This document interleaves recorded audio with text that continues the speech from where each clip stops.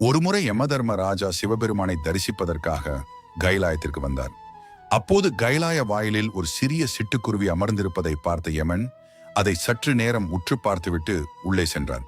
இதை பார்த்து கொண்டிருந்த ஒரு கழுகு யமன் அந்த சிட்டுக்குருவியை பார்த்ததால் அதற்கு ஏதோ ஆபத்து நேரிடப் போகிறது என்று பயந்தது. உடனே அந்த சிட்டுக்குருவியை காப்பாற்ற எண்ணி அதை தூக்கி கொண்டு பல மைல் தூரத்தில் உள்ள ஒரு மரப்பொந்துக்குள் மறைத்து வைத்தது.